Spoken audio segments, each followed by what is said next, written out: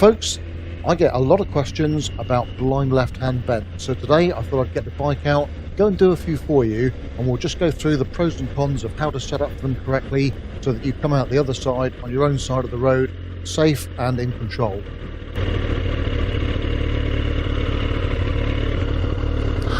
Well, good morning. As you can see, lovely day, so it'd be rude not to get the bike out, and you probably noticed this isn't the Benelli this morning. This is my 1994 Triumph 1200 Daytona, which has been parked up in the garage for quite a while now. So I've just done a little winter restoration on it to put it back on the road. It seemed criminal not to use it. It's such a lovely bike to ride. Okay, enough yap from me. Let's get down to business then and go and have a look at some of these bends. We've got the triangular warning sign here for this left-hand bend, so as you can see it's blind, so we'll just take a bit of speed off. I'm going to position out initially. There's lots of debate on this about position going into these things. I can't see any problem. You can see I'm mid-lane by now. There's no problem at all with you positioning out on the way down to the bend and getting the early view into it. This is something that comes up a lot, so let's have another look at it. On the way in, you can see that I'm set up on the crown of the road to get the nice early view on the approach. I'm perfectly safe here, and I can use this time to get the bike set up right, get my speed right, the gear right, and with the bike under drive with the engine pulling for when I hit the entry point. The immediate potential danger to me is oncoming traffic. Could be a large vehicle or possibly someone who even cuts the corner and encroaches onto my side of the road. I want to be able to see the road surface as well in case it's contaminated. And think about the advice that the highway code gives to pedestrians. Walk facing the oncoming traffic. I could go around this bend and be confronted with two 10-year-olds walking the family dog on my side of the road or a broken down vehicle. And if the New Milton bus is coming in the opposite direction, where am I going to go then? The safest thing to do then would be to stop here and not go any further. But that's not going to work because I'm on the way to meet a friend of mine and we're going down to Mudderford Quay for coffee. Fortunately, the answer to all our problems is within easy grasp. Good observation, good setup, and good positioning will get us round the bend in complete safety. Good observation on the way down to the bend lets me decide that this crown of the road position is a good safe place to be whilst I set up for the corner. With the bike set up right, in the right gear, at the right speed and under drive, I give it stability and it's ready to accept anything else that I do then, whether it's the input of steering, whether I need to accelerate or whether I need to brake. Most importantly here, being under drive will set the edge on the tyres as you put the steering in on the way into the bend. This will keep the bike rock solid all the way around and hold it on the course that you set it on. The other very obvious thing here is that view is all important to our safety. I want to try and maintain as much view as I can, which will keep me safe and help me to carry speed through the bend. On blind left-hand bends, the furthest point of view covering both lanes of the road surface is the limit point. And there's a relationship there between where my bike is and that limit point. Think of it like the following distance behind another vehicle. You want to try and keep a nice, safe and even distance with it all the time, and if it's closing rapidly, you're going too fast. I don't want to go around the corner on the crown of the road. Firstly, it's potentially dangerous, and secondly, at some point I'm going to end up over positioning. So how do I get it right? It's easy. On the way in, I've got my speed right, and I can just gradually move away from the crown of the road and still maintain that relationship between the bike and the distance to the vanishing point. This lets me keep view, carry speed, and keep myself safe. Well, that all seemed pretty straightforward, didn't it? Job done, I think. Time for tea and medals. Is that everything, though? I've got that feeling I've forgotten to mention something. Oh yeah, I know what it is. When you set up for any blind bend, it's vital that you know what's on behind you before you go into it.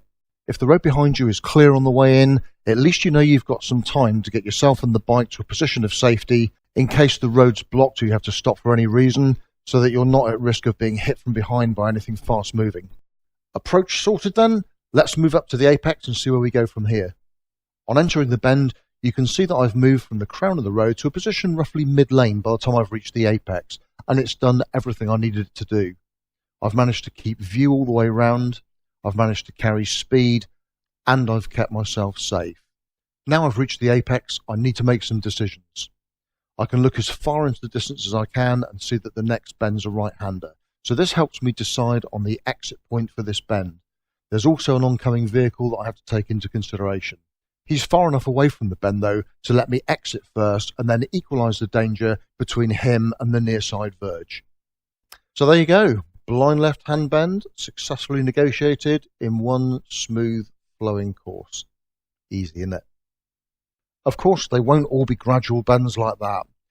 Let's look at the other end of the spectrum then and visit the narrowest, tightest, blindest and worst surface one known to man.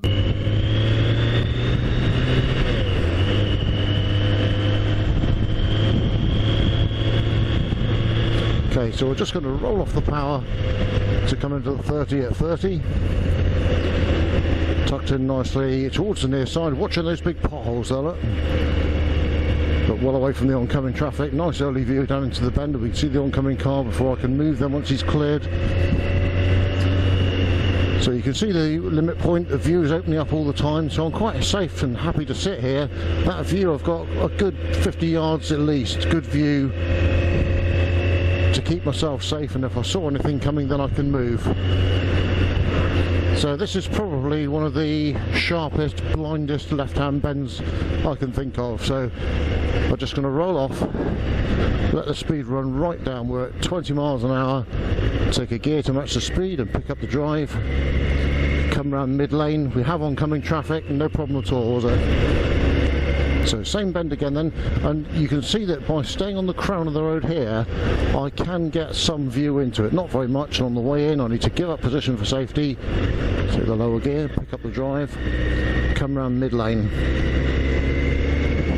So even on a bend that sharp and that blind, it really isn't a problem as long as you use your common sense.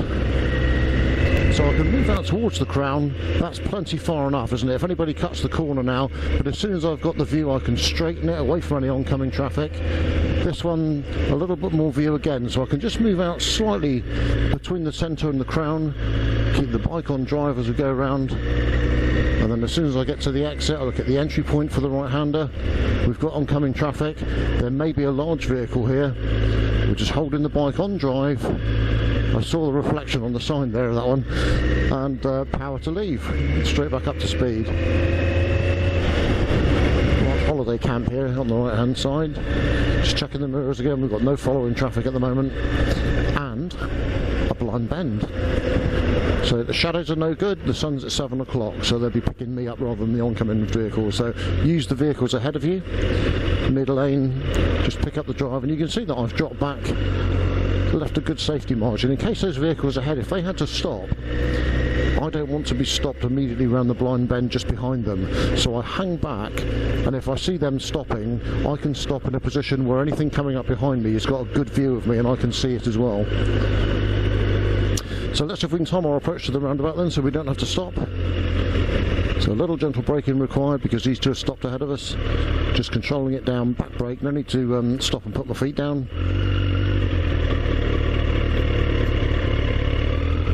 Checking the mirrors then, good look all around the bike, and away we go with the signal to leave the roundabout. Straight back up to 30 and a mid-lane position because of the oncoming vehicle. Same again at the roundabout then. Let's see if we can time our approach and get this so that we don't have to stop.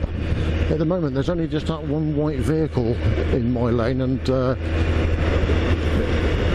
if we can clear him, a nice steady approach will probably see us not having to stop.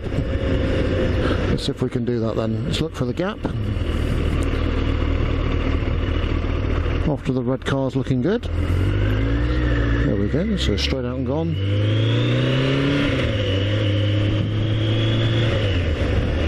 So looking across to the left then, I need to change lanes. I've got to come across 3 lanes here, so after that black one's cleared, look, signal is on.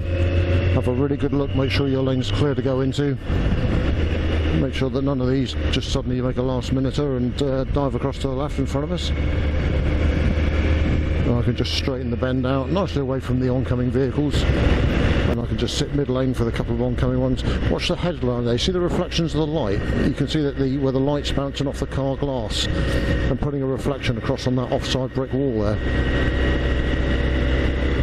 So here it is then, another one, the dreaded evil of all evils. We're just going to do a holding position in case anything oncoming comes around the corner. Roll the speed down. There's a pedestrian here. Just going to take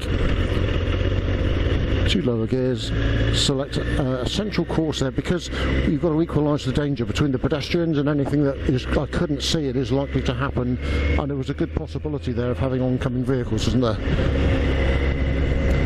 So I just came down, rolled the speed off, took the gear to match the speed, picked up the drive, sat the bike mid-lane, had no view at all really, and in fact even less view because the pedestrians were blocking what little view I did have. Okay, so here it is from the other side then. As soon as you've got the view, we want to be out towards the crown of the road. Let's extend our view as much as we can. Now, have a look at those chevrons and see if you can see any change in the light on them. You can actually pick up reflections off them, can't you? But you can see perfectly safe here. And then on the way in, I can just gradually just give up position, which takes me perfectly across the road. Not all the way because of this vehicle in the junction mouth here, to equalise the danger between these two, and out and gone. Look at the reflections on the side. See any movement? Looks good, doesn't it? Clear as a bell.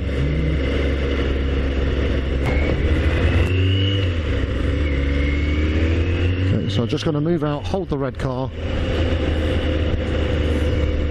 So we're at 30. Now this is a little bit different then, because this vehicle is going to hold us if there's anything coming the other way. Okay, so he's gone. Pick up the drive then, mid lane. Perfectly in position just to move across into the near side and line up for this one. And then as soon as it's, I can see that it's clear, I can at least come across to mid lane. And I'd like to come out towards the crown of the road once the oncoming vehicle is cleared. Get as much view and as much information about this bend as we can on the way down to it. Got lots of time there, look, 30 limit, 30 miles an hour. So we're just going to take a gear to match the speed as we drop the speed slightly. Mid lane position. Down to just over 20 miles an hour.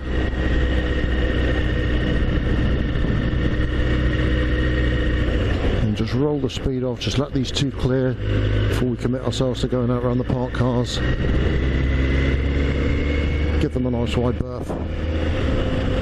Look for view early, and in scenarios like this we could even consider slowing down any following traffic and stopping just back a bit before I get alongside the silver van to hold that view of the road to the right.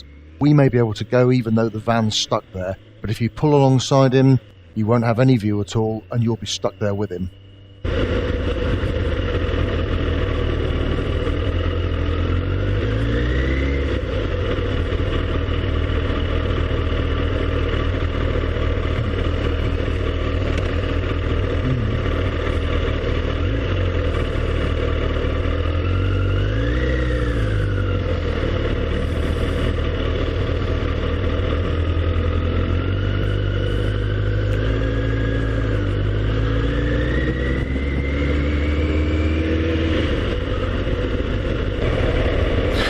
Sure we're going to make it on this change of the lights, so we'll be prepared to stop. There we go.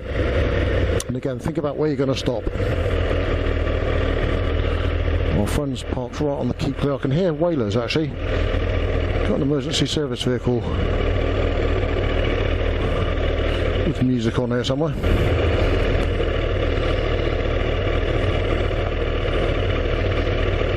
Aha. Good job I left that gap for you, really, wasn't it? I know I'm joking about it, but actually this is a situation of potential danger for us, and the driver did make me pretty nervous when he put the car into reverse. A vast majority of drivers stop far too close when they're in a queue. As you can see, there's absolutely no driving advantage whatsoever in being too close, but every benefit from being sat back here in perfect safety. Now I'm nervous. Because of the position I'd stopped in, when the guy in front started to reverse, I could safely move the bike back 4 or 5 feet just to keep myself well away from him and safe. Potentially, if I needed them, I've got escape routes down either side of his car. And I'm sure you can see now why I don't like being stopped in the road anywhere. Keep thinking well ahead and make sure you keep yourself safe.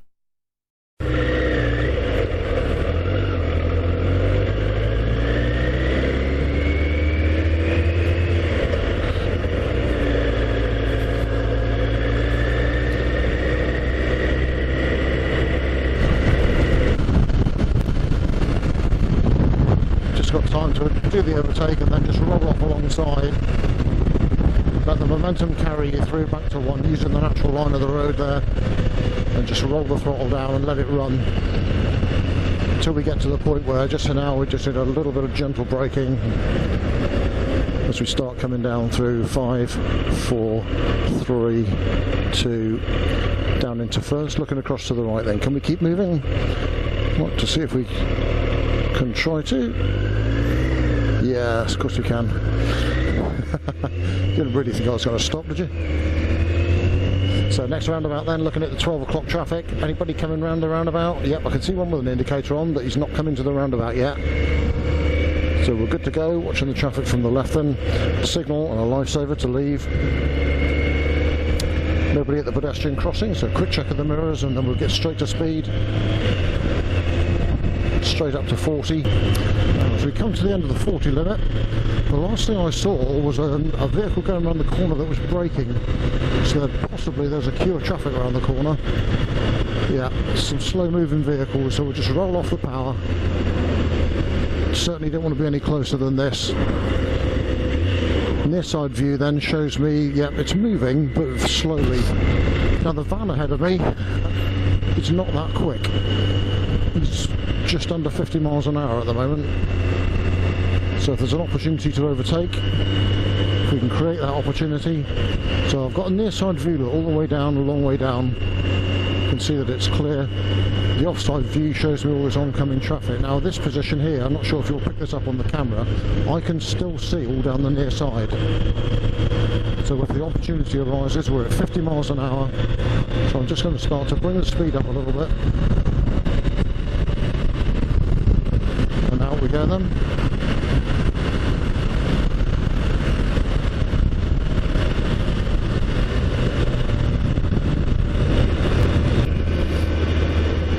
Looking ahead then, we've got this large junction, multiple junction here. We've got following traffic that's a good distance back and a cyclist, which might cause us to drop a bit of speed in a minute. So watching the vehicle in the centre of the road coming across, just covering the brakes there. I did wonder about the black one in the middle. So the cyclist is on the chevron area, which is coming to an end, so he's actually going to have to move out shortly. So we'll give him a good wide berth while I've got this protected area out in the middle. I can get well away from him and overtake him. Now you can see the car ahead of me is only doing 50. So once the road widens here, have a look up the near side. I can see the entrance to the lay-by is all clear. We can just bring the speed up to 60. High gear just to rush the engine. And then just bring the bike back across into the near side lane. Quick check of the mirrors then, make sure no one's coming up the off side of me. As the 3-lane comes back into 2-lane.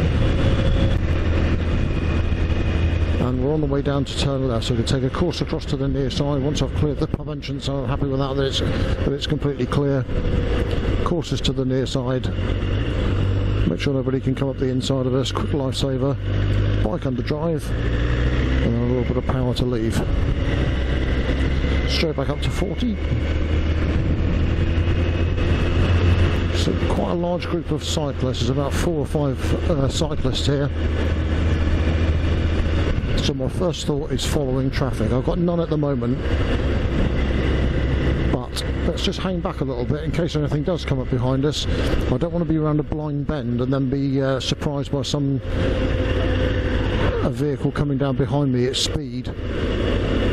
So we want to pick our place, and we're going to have to create the opportunity to get view first of all and then overtake if it's there. So this is the area where I don't want someone coming down behind me at speed, so I'm just going to actually hang back a minute. I can't do anything until the vehicle in front goes. So I'm just going to hang back and protect us all actually. I'm protecting myself more than anything, but it does have that knock-on effect that you keep everybody else safe as well. Now, just up ahead is a right-hand bend. You can see we've got the oncoming vehicle there. So the place to be catching these guys is just coming up towards the bend. So we're in the right gear. We're just going to match their speed, coming up behind them then. I've got no view at the moment. If there's view, we can go straight for the overtake. Okay, so we've got one oncoming, so I don't need to brake. I can just roll power down a little bit. As soon as it's clear then, out to the offside, no rush, but give them a huge safety margin. Do the overtake, back to my own side of the road. and then just a higher gear to rush the engine.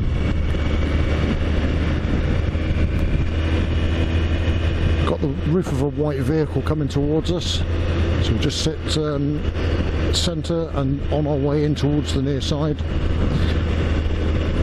One of the reasons I've come down this road is there's a little bend system coming up. You can see on the signpost here, look, the first bend is to the left and it's blind, and I'm looking over the top of the hedge. I've got a vehicle coming towards us, sort of fawny, goldy colour possibly.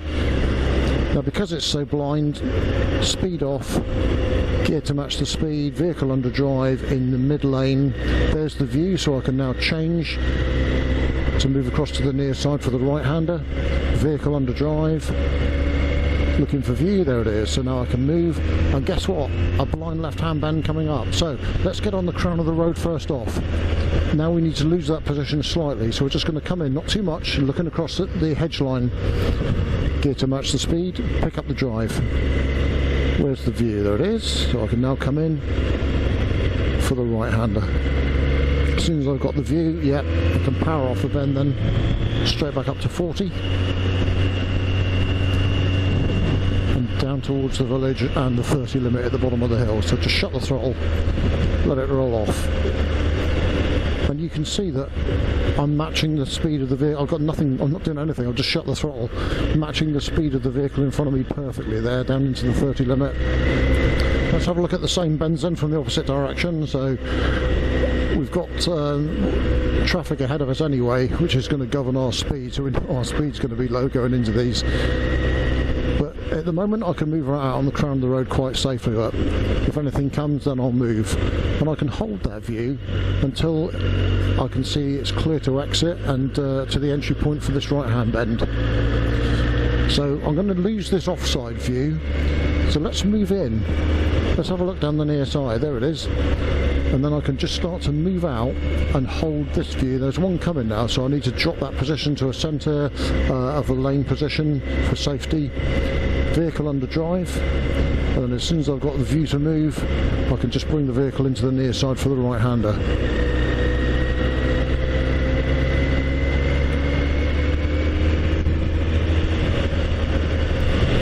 Right, here we are then, same piece of road with a little more pace this time. We're at 40, which is the speed limit. On the way down, same again, I'm looking over the top of the hedge, can't see anything there, let the speed roll off. And to start with, I'm out towards the crown of the road. Now's the time I need to start thinking about losing it, and there's a reason why. Oncoming vehicle, so vehicle under drive, centre lane, and then in towards the near side for the right hander. As we come off the right hander, there's the view. Come to mid lane, can't I? Quite happily and quite safely, and power it up. Let the speed roll off. I'm looking across again.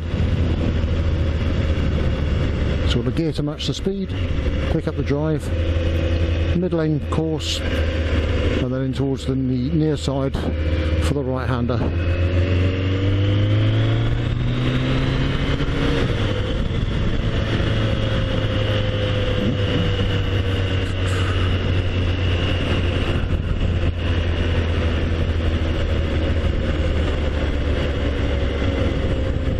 Perfect roll off there down to 30. Don't want to be doing all this braking malarkey, do we? Now the next bend's a little bit sharper, so we're at 40. I'm just going to roll the power down, still in perfect safety, and now's the time I'm starting to feel like I need to be moving, so we're going to come to mid lane, away from the oncoming vehicles, and then tuck in for the right hander. Once I get the view off the right hander, great, then we can move back out to the crown of the road and put the power back in. The key for getting around these blind bends safely is the way you set up, but keep it simple, and remember, go in slow and come out quick. We must be able to stop in the distance we can see to be clear. And on the gradual bends, with no oncoming traffic, you'll be able to hold position and view all the way round until you're ready to exit. On the tighter bends like this one, get all the information you can on the way down to it whilst you set up. Aim to hit the entry point with your speed right and the bike under drive. Bear away to a mid-lane position by the time you hit the apex, and you can see that it gives you safety, stability, good view, and lets you carry speed. Easy, right? So as we come up here, we've got the triangular warning sign, double bend system, and you can see that the first one's a blind bend. Not much movement on the limit point, so we'll start off out on the crown of the road, just watching the verge line there for shadows, and you can see it's actually quite gradual, so on the way round I've got view all the time. The right position on the crown of the road presents my vehicle to the oncoming driver and lets me see him at the earliest opportunity, and then I can work out where I want to be on the road. Now we've got something coming the other way, so we can just move position in a wee bit and then alter course for the right-hander. So same again then, blind left-hander. I want to be on the crown of the road. I'm just going to avoid that drain cover first. Let's have a good look into it then while we set the bike up. And yeah, there's one coming, so no great shake, so I can just angle the bike across to a mid-lane position. So by the apex of the bend, when we pass that oncoming vehicle, we're mid-lane, well away from him. But we presented the vehicle nice and early. I could see him, he could see me. So we'll time our arrival at the parked cars. There we go, we'll present the vehicle. That's how much road I want, mister. So you can see he's just slowed down. Thank him for his courtesy. Straight back up to speed then. And just where the cow's going across the road, we're going to be turning right there. So we can just roll the speed down, have a good look across to the right, just see if there's any other vehicles we need to be wary of here. So quick shoulder check. So we know we've got following traffic, looking as far away into the distance as we can. Nice near side view down through between the parked vehicles and the near side footpath. You can see that workman there against the fence, and again well away from them. Present the vehicle to the oncoming traffic, no problem, it's too far away. So we've got this parked vehicle that's partially on our lane ahead of us, and I can see, I think, what looks like a dog, a white dog possibly behind and just a little bit in front of that vehicle. Something there on the pavement, but yeah, a little white dog showing interest. So having moved out for him, I can stay out for the traffic calming measures now. We need to give way to anything oncoming, there's nothing there, so we'll stay out rather than coming back in and going back out again. So here's another one then, blind left-hand bend. We can get on the crown initially, let's have a look across the hedge, loads of time, ready to move if need be, and then come across mid-lane, the bike under drive, and then a little power to leave. Safe as houses.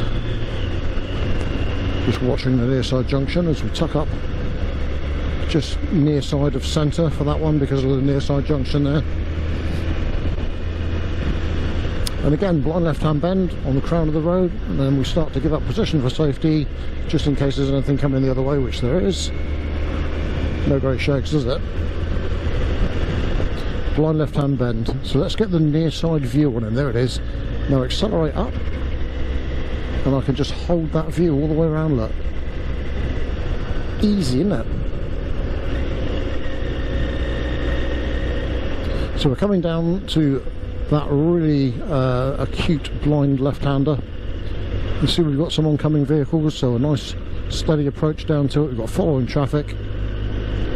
Let's just approach it mid-lane, vehicle under drive, nicely away from anything oncoming. No panic, was there? No need to jump about in the road, brake going around the corner or anything like that. I'd set the bike up right on the way in. So, blind left-hand bends weren't quite the ogres they were made out to be, were they? You can see that as long as you set up right, you've got view and you can carry stability and speed all the way around as you negotiate them. I've got another video in the pipeline, and I will do some more on this because it's something that comes up regularly. All of the bends are different, but on each one, provided you set up correctly, there is a line where you can start to give up position for safety on the way in towards the apex, while still holding maximum view and giving yourself maximum safety. The skillful part for you to master is using that view to identify the point where you need to alter course so that you can hit that line consistently on every bend.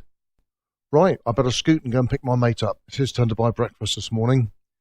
Hope to see you next time. And in the meantime, stay safe and enjoy your bikes. Get back in there and wait till I knock.